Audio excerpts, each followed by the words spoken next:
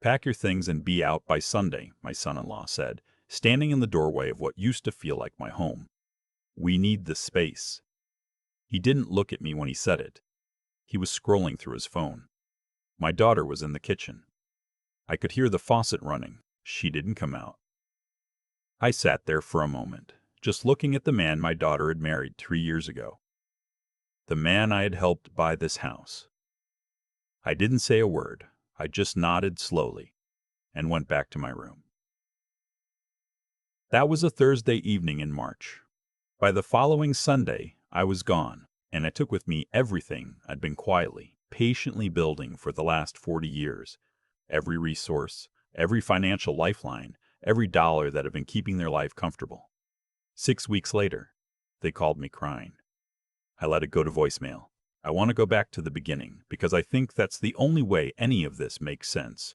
Not the beginning of the conflict, the beginning of who I am and why what happened hit me the way it did. My name is Conrad. I'm 63 years old. I spent 31 years as a civil engineer in Ohio, mostly infrastructure projects, bridges, drainage systems, the unglamorous stuff that nobody thinks about until it fails. I retired at 61 with a pension, a paid-off house in Columbus, and about $340,000 in savings and investments, not rich by any standard. Comfortable. I'd lived carefully, spent modestly, and never touched my retirement accounts early.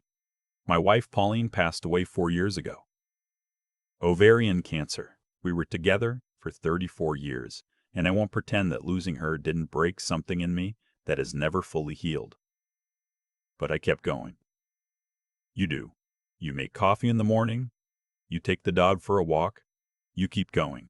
My daughter Claire is 31. She lived in a suburb of Indianapolis with her husband, a man named Brandon who works in sales. I never fully understood what he sold. Software of some kind. He talked about it a lot without ever really explaining it. He had that quality about him. Lots of words, very little substance. Claire is different.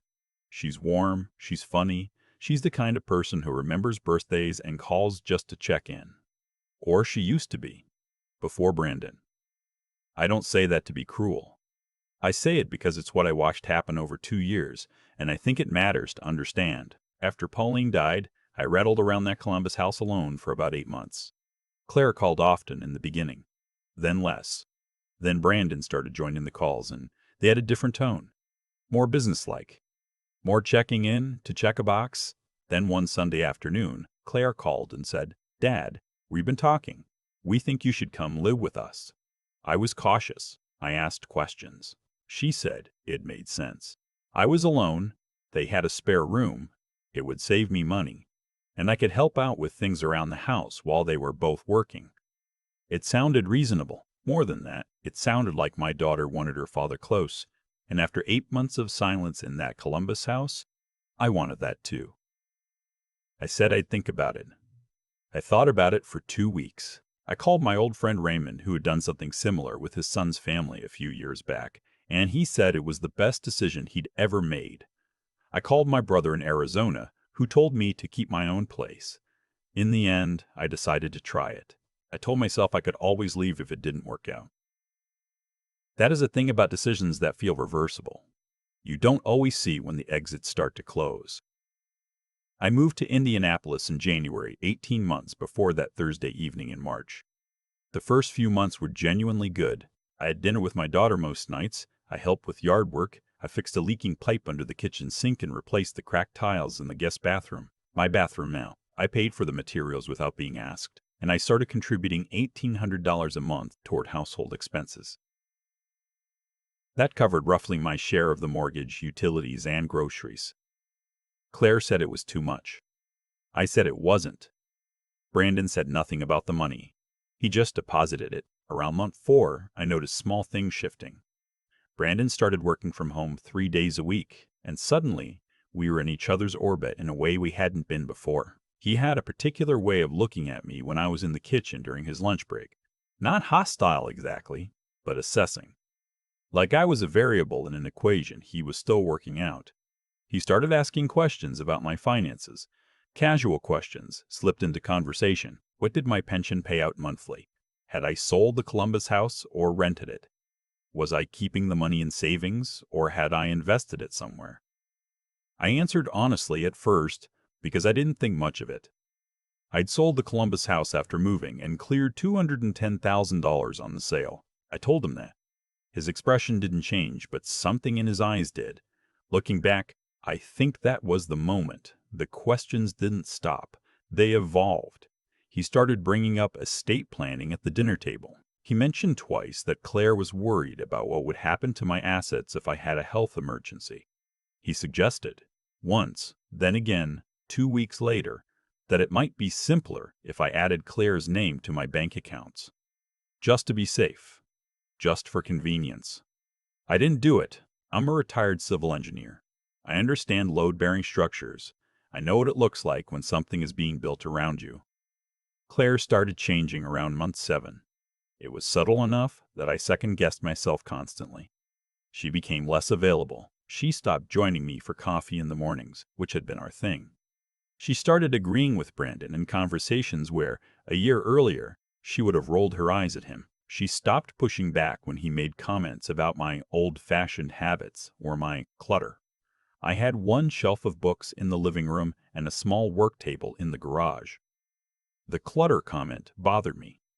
I mentioned it to her privately, and she said I was being sensitive. She used the word Brandon had used, verbatim. In month 9, Brandon told me they were thinking about adding a home office addition to the house, and asked if I'd be willing to contribute to the construction costs. He framed it as an investment. I said I'd think about it. I thought about it for a few days, and then I told him I wasn't comfortable contributing to a property I didn't own. He nodded. He smiled. He said, "Of course that makes total sense." And the temperature in that house dropped about 10 degrees and never fully came back up. After that, things moved faster.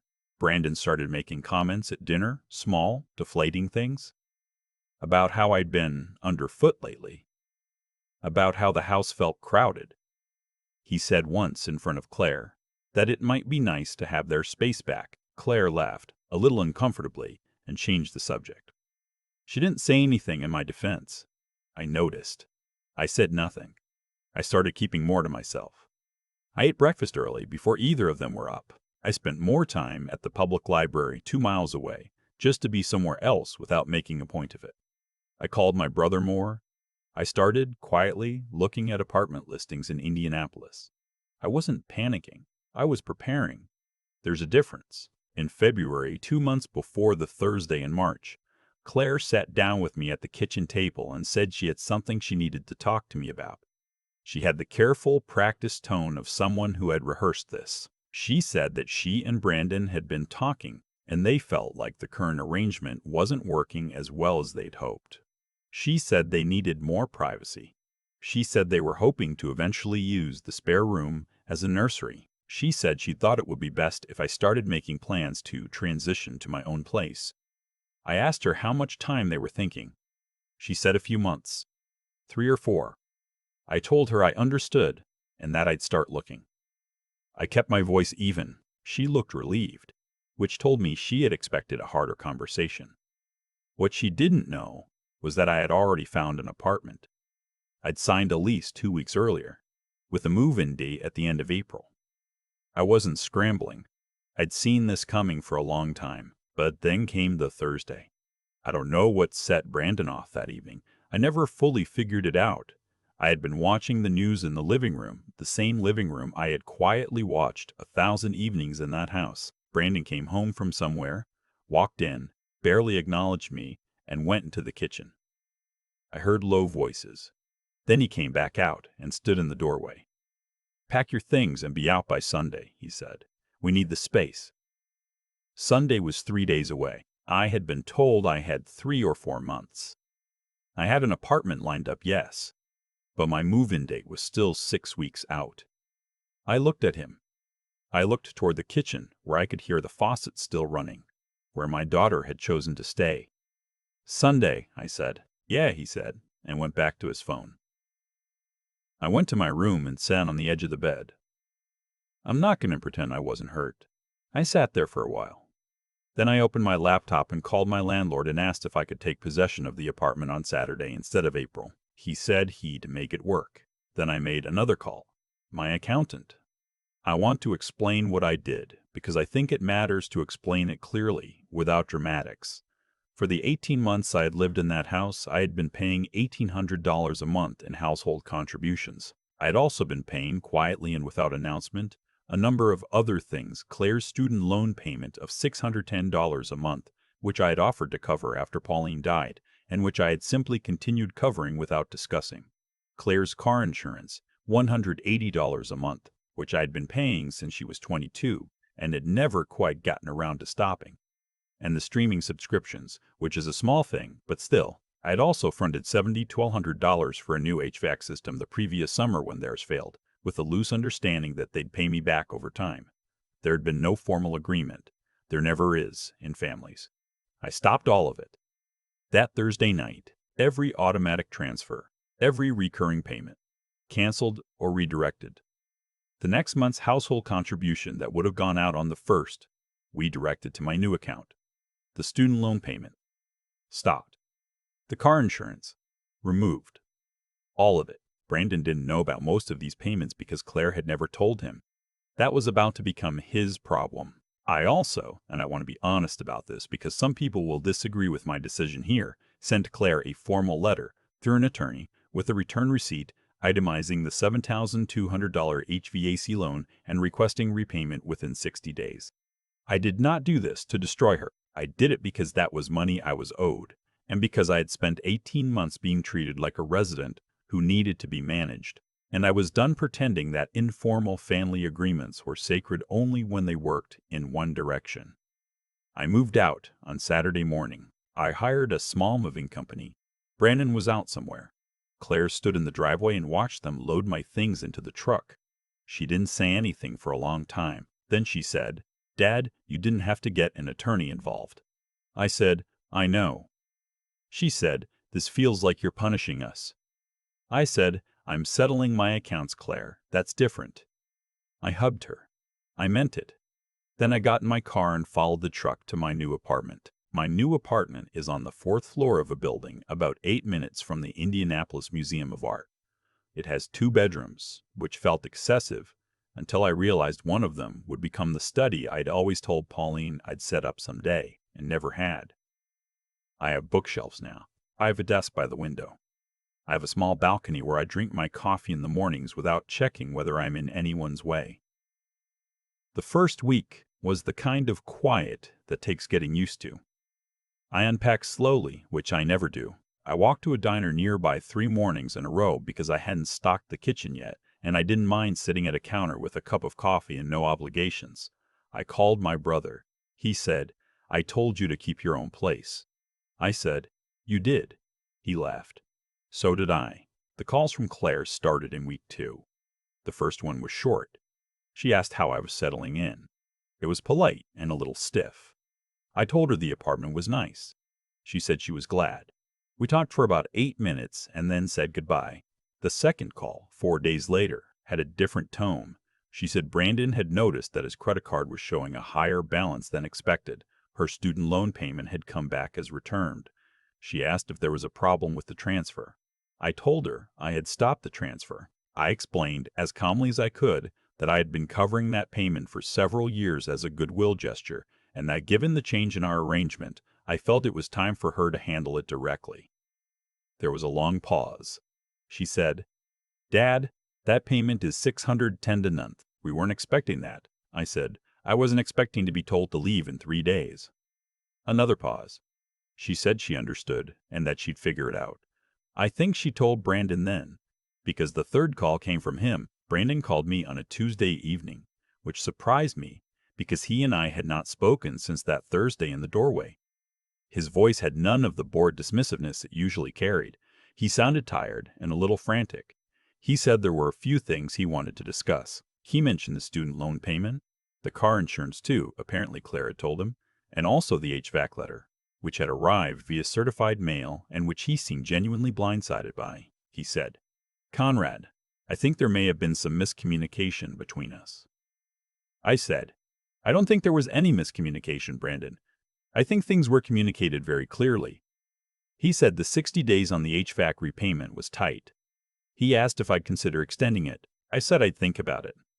I did not say what I was thinking, which was, "You gave me 3 days." He then said something I've replayed a few times since. He said, "Look, I know things got a little heated, but Claire misses you. We both do. Maybe we were too hasty." I let that sit for a moment. I said, "Brandon, I'm glad Claire misses me. Tell her to call me anytime. But I'm not moving back, and the financial arrangements we had were part of a living situation that no longer exists. Those don't come back just because the situation became inconvenient." He said he understood. I'm not sure he did. I extended the HVAC repayment to 90 days, not because he asked me to, and not because I softened, but because I thought about what Pauline would have said.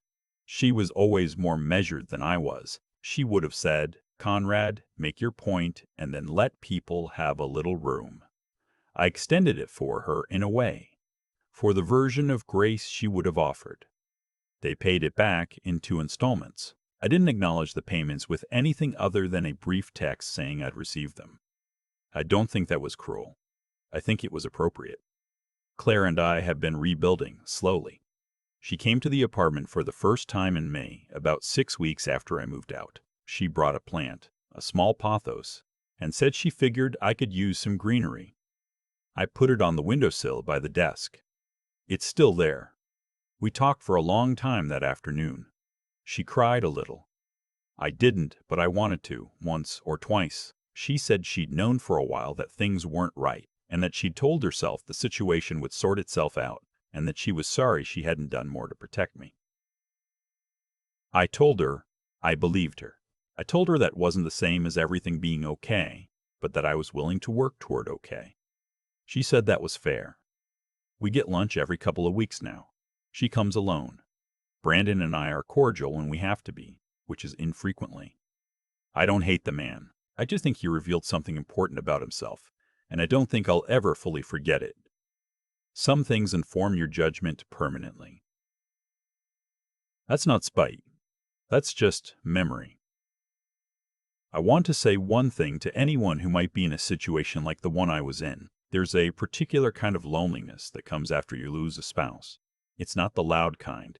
It's the quiet kind. The kind that makes an invitation sound like rescue.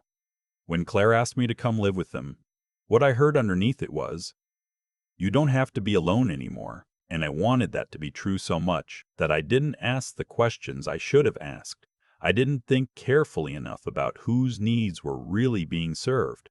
I didn't make a written agreement.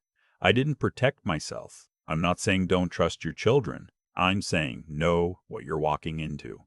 Keep your own accounts. Know what you're contributing, and make sure it's acknowledged.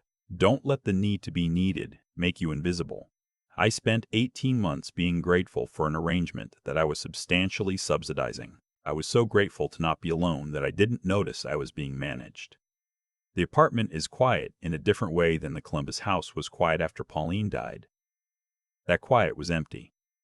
This one has more room in it. I don't know how to explain that except to say that when I sit at my desk in the mornings and the light comes in through that east-facing window, I feel like I'm in a place that belongs to me. I didn't know how much I needed that until I had it again. The pothos on the windowsill is doing very well, for what it's worth. Pauline always said I had a good hand with plants. I thought she was just being kind. Turns out she wasn't wrong. I've thought a lot about what made this whole thing possible. Not the moving out part, but the staying silent part. The 18 months of swallowing things I should have said. And I think the honest answer is that I let grief make me passive. Pauline was gone, and I was so afraid of losing the last warm thing I had left that I trained myself not to notice what was happening right in front of me. That's not wisdom. That's survival mode wearing a patient face. What I know now is that there's a cause underneath every effect, and the cause in my situation was simple. I gave without structure, trusted without clarity, and stayed without protecting myself. Brandon didn't come into that house and decide to take advantage of me overnight. It happened incrementally, question by question, comment by comment, degree by degree. And I let it happen, because I kept telling myself it wasn't as bad as it looked. That's on me. Not entirely, but enough. The tricky thing about a slow erosion is that you don't feel the ground shifting until you're already standing somewhere you never intended to be. What I want to say to anyone who recognizes themselves in this story is, your instincts are usually right earlier than you act on them. I knew something was wrong around month 4, when Brandon's questions about my finances started coming in sideways. I knew it in month 7, when Claire stopped pushing back. I told myself I was being patient. What I was actually being was compliant. There's a difference, and I think a lot of people in my generation were raised to confuse the two. Intelligence, in a situation like mine, isn't about outsmarting anyone. It's about being honest with yourself about what you're seeing. It's about not letting the story you want to be true override the story that's actually unfolding. I wanted to believe my daughter had invited me to live with her because she loved me and missed her father. That was probably true in the beginning, but I should have kept watching, kept asking questions, kept updating my understanding of what the situation actually was, not what I hoped it would be, and resilience. That word gets used a lot in ways that make it sound like toughness, but what it meant for me practically was having enough left in the tank to start over at 63. A new apartment, a new routine, a desk by a window where the light comes in ranked. That's not a small thing to build when you're grieving and tired and feeling like you were treated as an inconvenience by people you loved.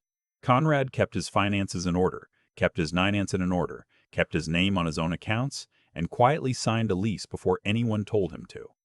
That wasn't revenge. That was a man who, somewhere underneath all the compliance, had not fully forgotten who he was. The pathos is still on the windowsill. The morning light still comes in from the east. I still make my coffee before anyone else in the building is awake. Some things, once you get them back, you hold a little more carefully.